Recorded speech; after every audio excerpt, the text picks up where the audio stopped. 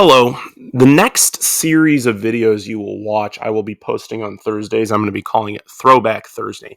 And these are videos that I had originally posted for instructional purposes on my old YouTube channel. They did decently well, especially for somebody who wasn't maintaining a YouTube channel at the time. I hope you enjoy. Hello, class.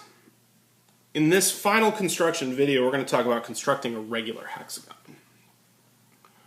This is one of the more famous constructions that we'll do.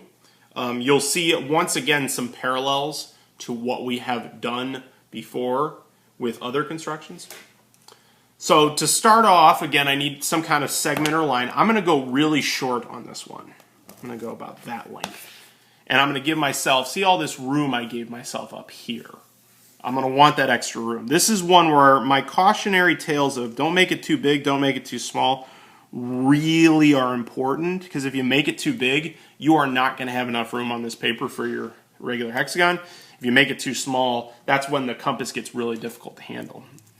We'll call this A and B.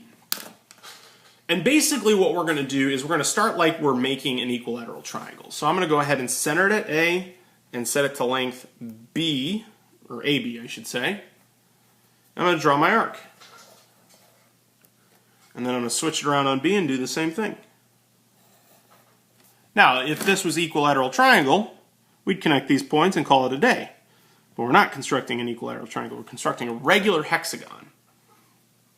And actually what I'm going to do, this is also important because I often forget to do this myself, I'm really going to extend these arcs. That's going to be important later. This is one where if you've been in the habit the entire time of constructing the entire circle, then you're good. You don't have to adjust anything. Because what I'm going to do is, taking that exact same length, I'm going to basically go to X, and I'm just going to draw, this is the one time I do like to draw a complete circle, or almost a complete circle.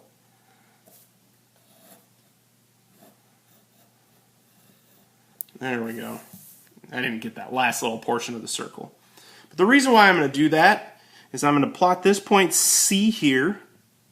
I'm going to plot this point F here. The reason why I'm calling that F will be evident soon. And then still, keeping the same length. I've kept the same length the entire time. I haven't changed it. I'm going to center it at C. And I'm going to extend segments, and then I'm going to go to F.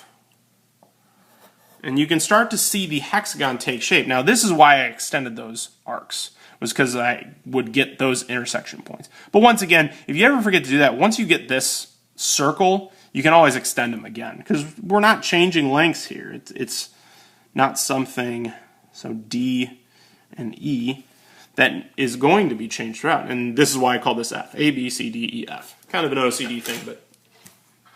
And then we construct our segments to make our regular hexagon. Thank you for watching.